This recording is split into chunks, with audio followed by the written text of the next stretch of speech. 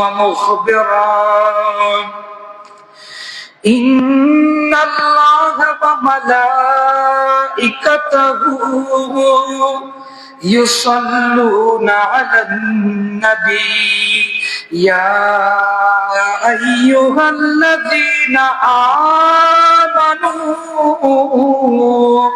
آمنوا صلوا عليه وسلموا تسليما صلى الله عليه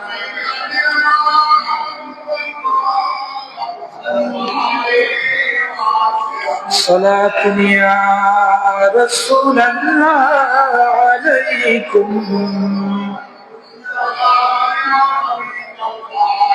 नबी सरवरे हर रसूल वली है नबी सरवरे हर रसूल वली है नबी रासदारे महल्ला गली है सला दुनिया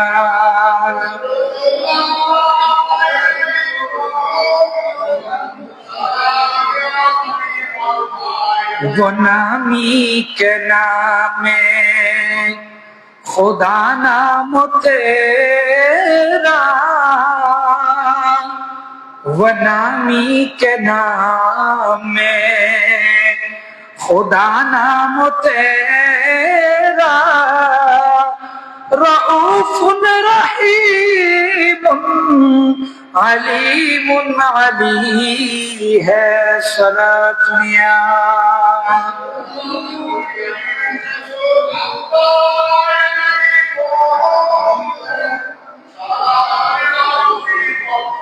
أعوذ بالله من الشيطان الرجيم بفضل بسم الله الرحمن الرحيم ألم يأن للذين آمنوا أن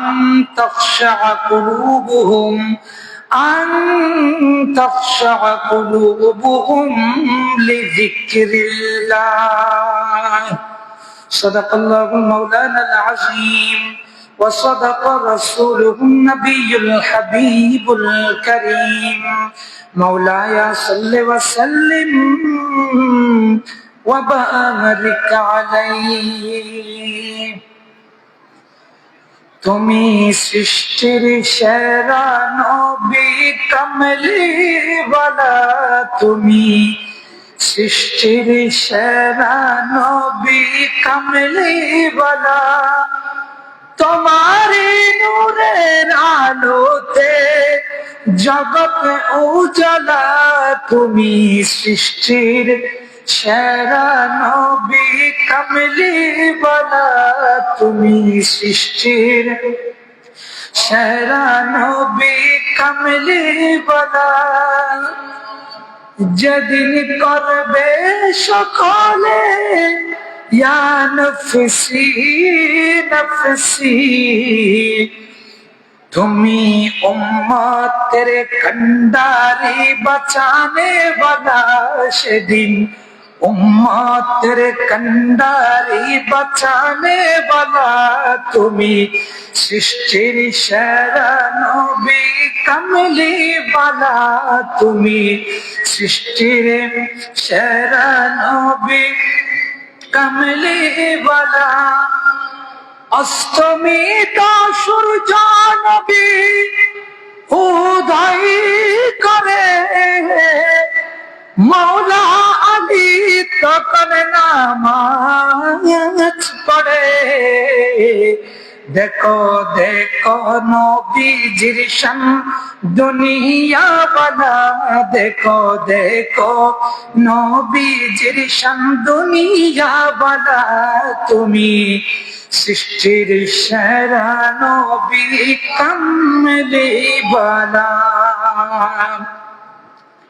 ঐতিহ্যবাহী আনোয়ারা থানার আওতাধীন বটতলী মাহবুবে খুদা সাল্লাল্লাহু আলাইহি ওয়াসাল্লাম জামে মসজিদে পবিত্র মাহে সফরুল মুজাফফরের দ্বিতীয় জুমায় যথাসময়ে আগত মুসল্লিন کرام পর্দা নশীদ মুসরাত খাওয়াতিন আযাম রহিমানা ওয়া রাহিমাকুমুল্লাহু তাআলা ফিদ দারাইন। আসসালামু আলাইকুম ওয়া রাহমাতুল্লাহি ওয়া বারাকাতুহু। আমরা সর্বপ্রথম ওই মহান সত্তার দরবারে শুকরিয়ার সিজদা আদায় করছি যে আল্লাহ আমাদেরকে দয়া করেছেন, মায়া করেছেন, মেহেরবানি করেছেন, একত মুসলমান হওয়ার তৌফিক দিয়েছে, আর একত শ্রেষ্ঠ নবীর শ্রেষ্ঠ উম্মত বানিয়েছে।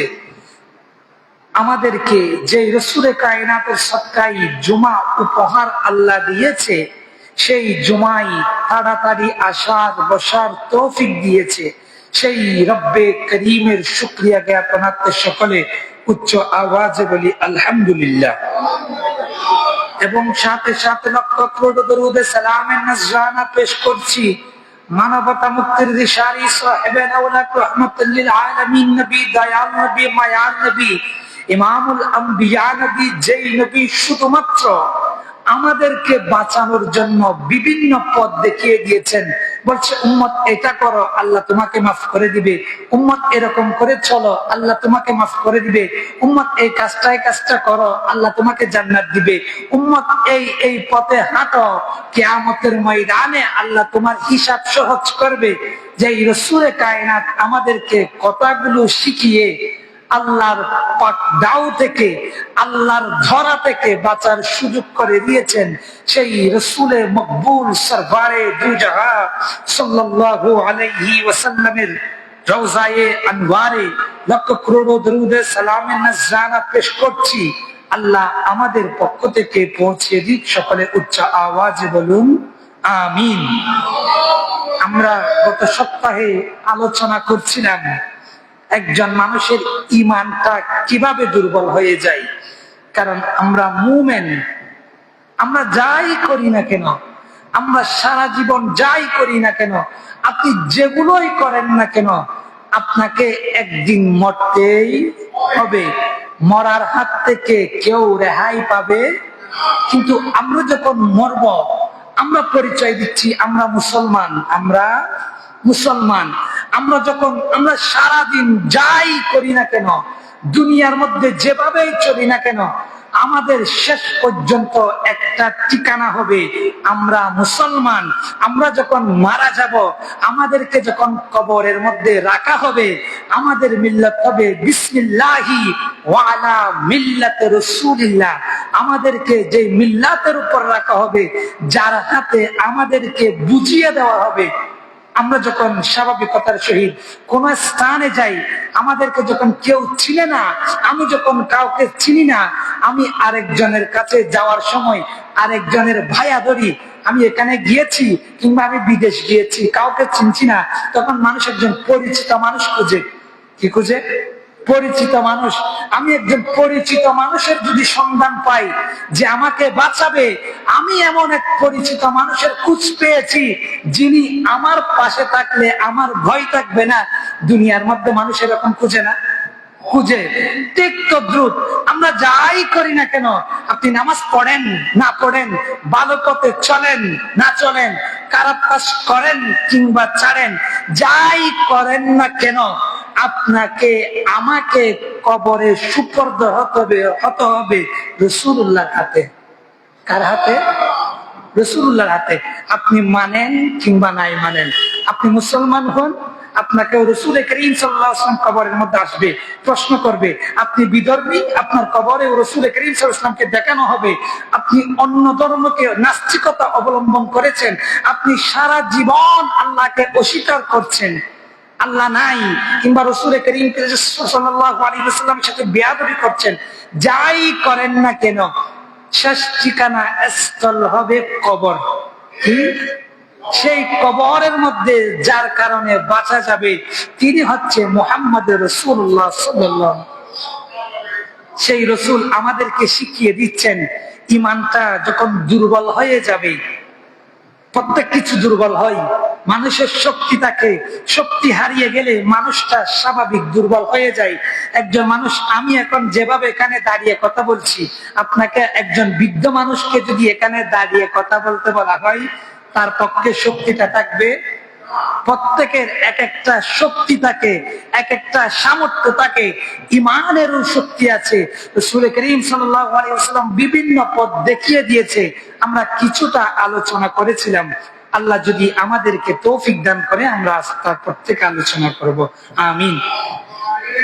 আল্লাহ কোরআনে কারীমের মধ্যে বলেন, আলাম ইয়ানি লিল্লাযীনা আমানু আন তাখশা কুলুবুহুম লিযিকরিল্লাহ।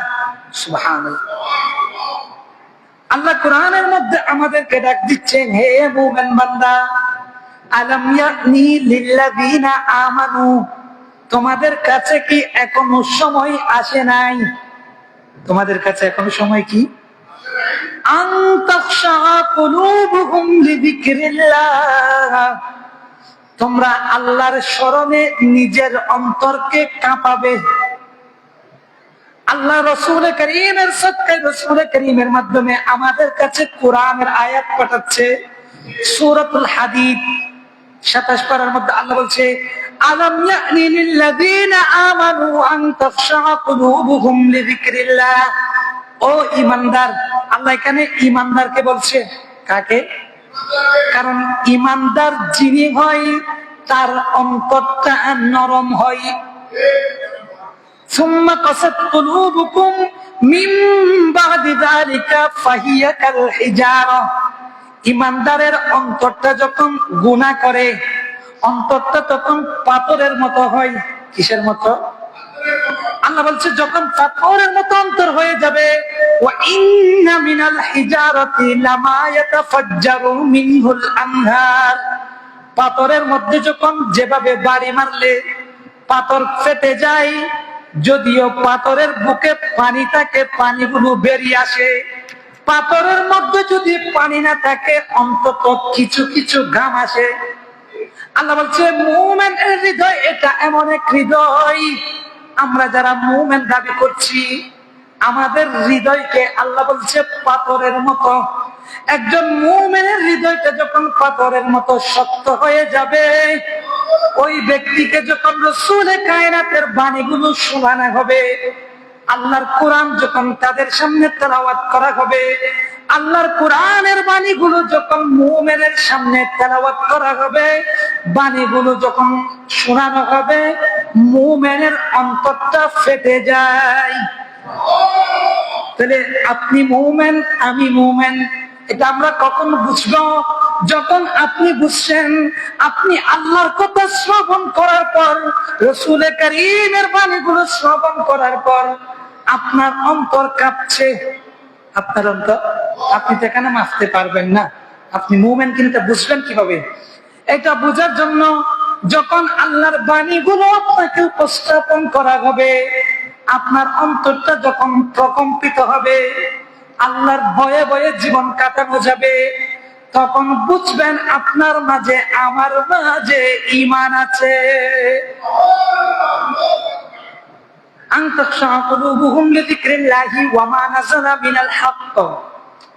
আল্লাহ যা দিয়েছেন সবগুলো হক, সব সত্য। ওয়ালা ইয়াকুনু কাল্লাযীনা উতুল কিতাবা মিন ক্বাবল। আল্লাহ আমাদেরকে বারবার ডাকছে, বান্দা সাবধান সাবধান। আগেকার উম্মতেরা, আগেকার নবীর উম্মতেরা যেভাবে ধ্বংস হয়ে গিয়েছে অবাধ্যতার কারণে, তোমরা অবাধ্য হইও না। তোমরা মিন ক্বাবলু ফাতালা আলাইহিমুল আমাদু ফাকাসাত কুলুবুহুম। বান্দারে, তুই যখন কোন গুনাহের মধ্যে যখন ঢুকতে চাইবি কিংবা ঢুকে যাবি, কোন গুনাহ যখন করা শিখে যাবি, বান্দা ওই গুনাহটা তোর কাছে বারবার করতে মন চাইবে। কি? আরেক আয়াতের মধ্যে আল্লাহ বলেন, ফালাউলা ইজ্জাআহুম বাসুনা তাদররু ওয়ালাকিন কাসাত কুলুবুহুম। মুমিন হচ্ছে উনি যার কাছে বিপদ আসুক কিংবা না আসুক, সব সময় আল্লাহর ধ্যানে থাকে। আল্লাহ কোরআনের মধ্যে বলছেন ওয়াজাইয়ানা লাহুমুশ শাইতানু আমালাহুম, আল্লাহ যে কাজগুলো থেকে আমাদেরকে নিষেধ করেছে, রাসূলে মকবুল আমাদেরকে যে কাজগুলো থেকে বিরত থাকতে বলা হয়েছে, এই কাজগুলো শয়তান গ্রহণ করেছে। কে? ইসলাম যেগুলো ছাড়তে বলেছে শয়তান এগুলো নিয়েছে। কোরআন 7-11 পৃষ্ঠা শেষে আল্লাহ বলছে ওয়াজাইয়ানা লাহুমুশ শাইতানু আমালাহুম, শয়তান ইসলামের বিপরীত কাজগুলো গ্রহণ করেছে। এগুলো যখন শয়তান নিয়েছে, আপনি দেখবেন একজন ছেলে যখন গুনাহ করতে চায়, তার কাছে গুনাহটা মডিফাই করে শয়তান এটাকে উপস্থাপন করে রং দিয়ে। রং কোরআন জাইয়ানা, জাইয়ানা মানে হচ্ছে মুজাইয়িন করা, একটা স্বাভাবিক কথা। এটা যখন মিথ্যা বলতে চাই, এটার সাথে আরো কত কিছু মিশ্রিত করতে হয় কথাটা মানুষকে ঠকানোর জন্য। একটা ঠকাতে চাচ্ছে মানুষকে, ওই মানুষকে ঠকানোর জন্য কত ধরনের বাহানা করতে হয়। আল্লাহ বলছে যতগুলো মাকের গিরি কাজ আছে, শয়তানি কাজ আছে, শয়তান এগুলোকে গ্রহণ করেছে। শয়তান গ্রহণ করার পর এই কাজগুলোর মধ্যে শয়তান সৌন্দর্য এনেছে। কি? আপনি যখন বলবেন একজন মানুষ বেটে প্যান্ট পরে, হাফ প্যান্ট কিনে যখন হাঁটছে, আপনি জিজ্ঞেস করছেন বাবা তুমি হাফ প্যান্ট পরেছো কেন? এর পক্ষ থেকে উত্তর কি আসবে? পড়লে সমস্যা কি? পড়লে বুঝবেন কথাগুলা। আপনি পড়েছেন, এটা কবিরা গুনাহ হচ্ছে, কিন্তু আপনি যখন বলছেন পড়লে সমস্যা কি, পড়লে, তখন আপনি তীরটা ইসলামকে মেরেছেন। কাকে? ইসলামকে। কারণ ইসলাম আমাদের জন্য কিছু গণ্ডি আটকিয়ে দিয়েছে। وَمَن يَتَعَدَّ حُدُودَ اللَّهِ فَأُولَٰئِكَ هُمُ الظَّالِمُونَ। সুবহানাল্লাহ। আল্লাহ বলছে ইসলামের গণ্ডি যখন পার হতে চাইবা জালেম হবা। আপনি যখন বলছেন তুমি হাফ প্যান্ট পরেছো কেন, তার কাছ থেকে যদি জবাব আসে পড়লে সমস্যা কি, তখন আপনি পড়েছেন, কবিরা গুনাহ করেছেন। আপনি যখন তীরটা যখন ইসলাম পর্যন্ত পৌঁছিয়েছেন, পড়লে সমস্যা কি, আপনি বলেছেন আরেকজনকে, কিন্তু ইনকারটা গিয়া, অস্বীকারটা গিয়ে পড়েছে ইসলামের উপর। কার উপর? বুঝবেন কথাগুলা। আপনি যখন ইনকার করেছেন শরীয়তের কোন একটা বিষয়, কারো মাধ্যমে আপনাকে কেউ একজন উপদেশ দিচ্ছে, তার উপদেশগুলো গ্রহণ না করে যখন আপনি বিরূপ মন্তব্য করেছেন, বিরূপ মন্তব্যের কারণে আপনার তীরটা পড়েছে ইসলামের উপর। আচ্ছা বলুন তো, ইসলামের মধ্যে যদি তীর মারা, স্বাভাবিকতার সহিত একজন মানুষকে যদি তীর মারা হয়, এই মানুষটার ক্ষতি হয় কি হয় না? হয় না? আপনি যে তীরটা ইসলামের মধ্যে মেরেছেন, তাহলে ইসলামের সামান্য ক্ষতি হবে কি হবে না? ইসলামের মধ্যে যখন তীর মেরেছেন, ওই তীরের চবলটা পড়বে ইমানের উপর। কার উপর? কথাগুলো বুঝতেছেন? আল্লাহ বলছে ফাতালা আলাইহিমুল আমাদু ফাকাসাত কুলুবুহুম। আল্লাহ বলছে যখন কোন গুনাহ করবা, গুনাহের মধ্যে যখন হাঁটতে চাইবা, আরেক আয়াতে বলেছিলাম ওয়াজাইয়ানা লাহুমুশ শাইতানু আমালাহুম মা কানু ইয়ামালুন, শয়তান এগুলোকে মুজাইয়িন করবে, সুন্দর করবে। সুন্দর করে করে যারা যারা গুনাহ করে মানুষ খুঁজবে। কি? শয়তান মানুষ খুঁজবে না, গুনাহগুলা করাবে কার দিয়ে? মানুষ জিনা করাইলে প্রথমে মানুষ খুঁজবে কাকে কাকে অ্যাটাক করা যায়, কাকে কাকে কিভাবে কিভাবে আক্রমণ করা যায়।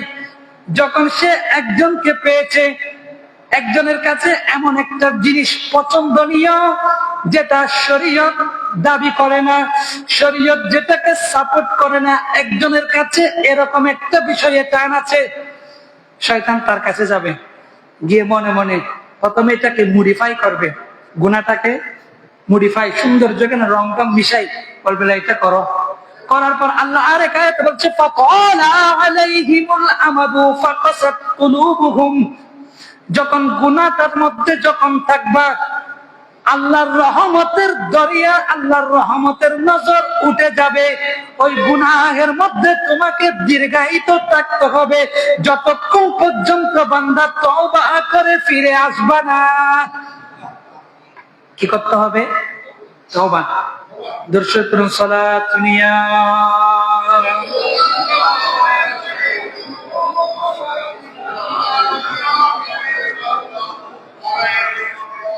শয়তান আক্রমণ করার অন্যতম দিক, পবিত্র হাদিসে মুকদ্দাসের মধ্যে আমরা যে কাজগুলো করি, শরীয়ত আমাদেরকে বলছে কিছু কাজ করো, তানহাউনা আনিল মুনকার, কিছু কাজ মুসলমান পরিচয় দানকারী হিসেবে আমি যখন, আপনি যখন মুসলমান পরিচয় দিচ্ছি, আমাকে আপনাকে শরীয়ত অনুযায়ী কিছু কাজ ছাড়তে হবে, কিছু কাজ ছাড়তে হবে। তার মধ্যে অন্যতম হচ্ছে বড় বড় যে শিরকের গুনাহগুলো আছে, বড় বড় যে কবিরা গুনাহ আছে। হযরত ইবনে উমরের মতে কবিরা গুনাহ 9টা। বড় বড় কবিরা গুনাহ কয়টা? 9টা। এটা কার মত? হযরত ইবনে উমর বলছে কবিরা গুনাহ হচ্ছে 9টা। একটা হচ্ছে আশিরকু বিল্লাহ, আল্লাহর সাথে কাউকে শিরিক করা, আল্লাহর সাথে আল্লাহ আছে এ কথা বিশ্বাস না করা, আল্লাহর শানে ঠাট্টা করা। দ্বিতীয় নম্বর হচ্ছে ওয়াকাতালুন নাফসি বিগাইরি হাক্কিন, কোন মানুষকে অন্যায়ভাবে হত্যা করা, কোন মানুষকে। এখন এটা কিরকম? এখান থেকে শরীয়ত প্রণেতা যারা শরীয়ত নিয়ে গবেষণা করে তারা মাসআলা বের করছে, অন্যায়ভাবে হত্যা করা এটা এরকমও হতে পারে একজন মহিলার গর্ভে যখন সন্তান আসছে, সন্তান আসার পর ওই সন্তানকে কাবানোর ভয়ে হত্যা করা। কি? সন্তান দুনিয়ার মধ্যে আসার উপক্রম হয়েছে, আপনি কোনো একটা ডাক্তারি মাধ্যমে ওই সন্তানকে হত্যা করা, এটাও মানুষকে হত্যা করার মতো। কিংবা দুনিয়াবি কারণে আল্লাহর প্রেমে নয়, আল্লাহর দ্বীনকে বাঁচানোর জন্য নয়, নিজের স্বার্থে কোন মানুষকে হত্যা করা। 3 নম্বর হচ্ছে কাযাফুল মুহসানা। দর্শক সালাত নিয়া।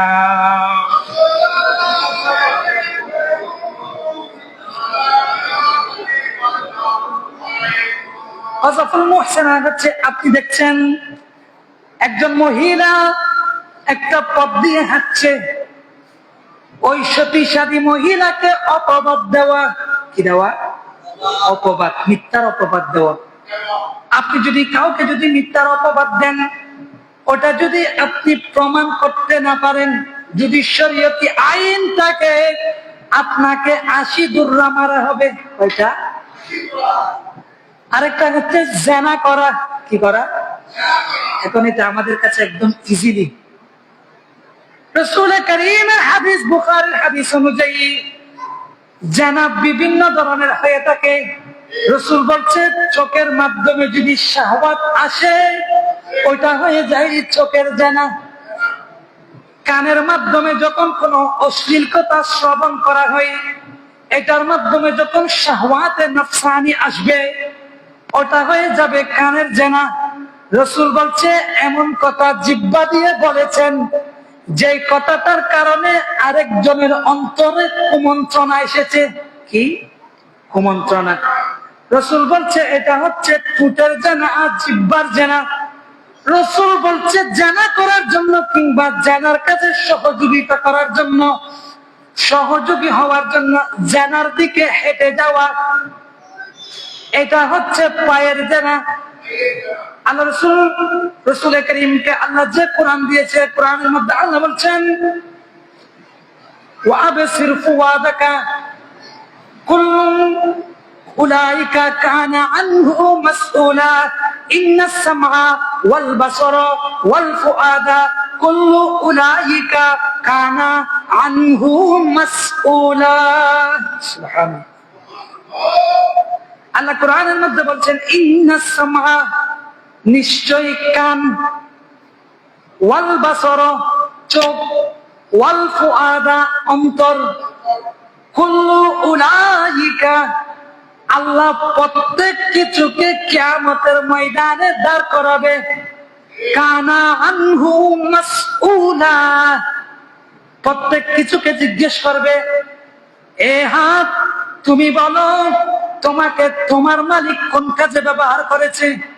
আরেক আয়াতের মধ্যে আছে ওয়াজুলুদুহুম বিমা কানু ইয়ামালুন, এটা 24 পারার আয়াত।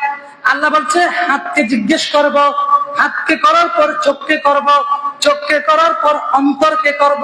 কাকে? অন্তরকে জিজ্ঞেস করব তোমার মালিক তুমি যখন তার মধ্যে ছিলা তোমার মালিক খারাপ কিছু চিন্তা করেছে কিনা। এখন ওয়াজুলুদুহুম বিমা কানু ইয়ামালুন, চামড়াকে জিজ্ঞেস করা হবে তুমি যে মানুষের সাথে সম্পৃক্ত ছিলা ওই মানুষটা আল্লাহমুখী ছিল কিনা। এগুলো আমার কথা না, হাদিসও না, কোরআন। ওয়াকালু লিজুলুদিহিম লিমা শাহিদতুম, চামড়ার মুখ খুলবে। সুবহানাল্লাহ, আল্লাহ চামড়ার মুখ কেমনে খুলবে? বিশ্বাস করতে হবে না, কোরআন কোরআন। আপনি হাদিসের মধ্যে যদি হাদিসে গরিব ফলে কিংবা হাদিসে আজিজ ফলে অন্যান্য হাদিস ফলে এগুলাকে আপনি যদি বলেন এগুলো আমার সন্দেহ আছে, ঈমান যাবে না, গুনাহ হবে। কিন্তু কোরআন এটা এমন একটা বিষয় আপনি যদি বলেন এগুলো আমার মনে চাচ্ছে না, ধরছে না, তখন সাথে সাথে ঈমান চলে যাবে। নাউজুবিল্লাহ। আল্লাহ বলছে আমি কোরআনের মধ্যে বলছি চামড়া থেকে মুখ খোলাবো, চামড়া থেকে। ওয়ালাউ নাশাউ লাতামাসনা আলা আয়ুনিহিম ফাস্তাবাকুস সিরাতা ফাআন্না ইউবসিরুন, সব কিছুকে কথা বলার শক্তি দিব কিন্তু আমি আল্লাহ মুখকে তালাবদ্ধ করে রাখব। কি বললাম? জিনা। এই জিনা এটা এমন একটা মারাত্মক, রাসূল বলছে যখন মানুষ যখন জিনা করে কিংবা কোন সতীসাধী মানুষকে যখন জিনার অপবাদ দেওয়া হয়, জিনা যদি কোনো অবিবাহিত পুরুষ করে তাকে 100 দুর্রা মারা হবে। কয় দুর্রা? দুর্রা মানে আমাদের এখানে ক্যারেট বেত না, এগুলো চাবুক, আরবি চাবুক। 100 দুর্রা মারা হবে যদি অবিবাহিত নারী পুরুষ জিনা করে। কয় দুর্রা? যদি কোন বিবাহিত পুরুষ কিংবা বিবাহিত নারী যদি জিনার মধ্যে লেলিয়ে যায়, জিনার মধ্যে যদি জড়িয়ে যায়, রাসূল করিমকে আল্লাহ বলছে ইয়া রাসূলুল্লাহ তাদেরকে রজম করুন। রজম মানে আপনাকে যে ব্যক্তি জিনা করেছে তাকে এতটুকু পর্যন্ত মাটির মধ্যে গাড়া হবে। কতটুকু? 1 সিনা নাভির উপরে, অর্থাৎ যতটুক গাড়লে মানুষটা এরকম ভর দিয়ে উঠতে পারে না। একজন মানুষের যদি একটু গেড়ে দেওয়া হয় এই মানুষটা সহজে কখনো এভাবে উঠতে পারবে? আল্লাহ কোরআনের মধ্যে বলছেন ইয়া রাসূলুল্লাহ ইয়া হাবিবাল্লাহ, মুসলমান পরিচয় দানকারী যে যে জিনার মধ্যে লিপ্ত হয়ে যাবে ওই ব্যক্তি যদি পুরুষ হয়, ওই ব্যক্তি যদি বা মুসলমান নারী হয়, যদি বিবাহিত অবস্থায় জিনা করে, ইয়া রাসূলুল্লাহ আপনি তাদেরকে পাথর মেরে মেরে হত্যা করুন। কি মেরে মেরে? যতক্ষণ পর্যন্ত ওই ব্যক্তির রূহ বের হবে না। অবিবাহিত পুরুষ অবিবাহিত মহিলা যদি জিনা করে তাকে 100 দুর্রা মারতে বলা হয়েছে, 100 বেত্রাঘাত চাবুক। কিন্তু একজন বিবাহিত পুরুষ যখন জিনা করবে, একজন বিবাহিত নারী যখন জিনা করবে, আল্লাহর শরীয়তের আইন হচ্ছে তাকে পাথর বুক পর্যন্ত পাথরের মাটির মধ্যে ঢুকিয়ে তাকে পাথর মেরে মেরে হত্যা করা। এগুলো কেন করেছে? আল্লাহ বলছে জিনাটা এমন এক মারাত্মক অভ্যাস, জিনার মাধ্যমে যে সন্তান দুনিয়ার মধ্যে আসে।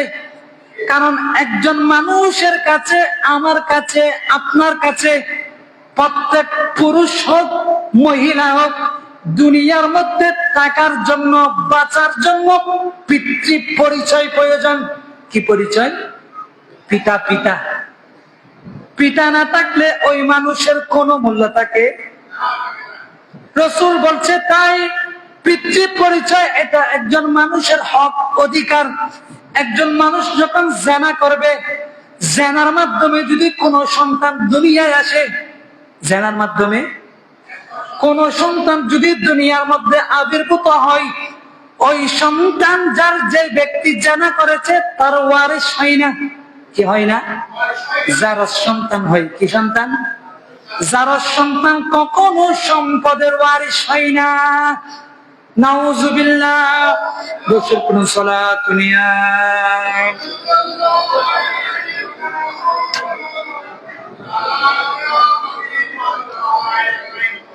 সালাত নিয়া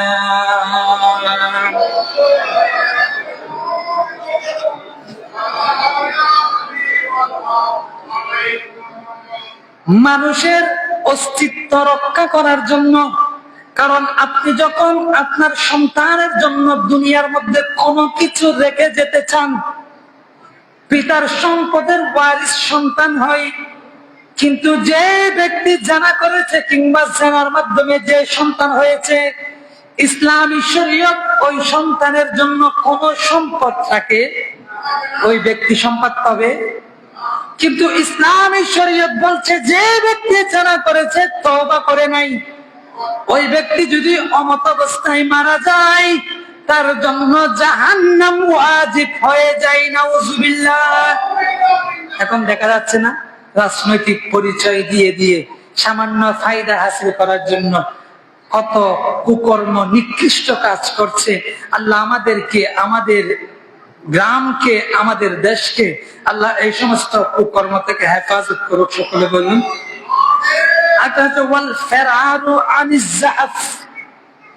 ইসলাম নিয়ে যখন কারোর সাথে যখন বিতর্ক হচ্ছে, ইসলামী বিষয়ে যখন একজন ব্যক্তির সাথে ইসলামী স্টেট যদি থাকে, ইসলামী রাষ্ট্র যদি থাকে, বিধর্মীদের সাথে যখন ইসলামী স্টেটের সাথে যখন যুদ্ধ হবে, আপনি যদি ফেরার হয়ে আসেন, এটাও অন্যতম কবিরা গুনাহ।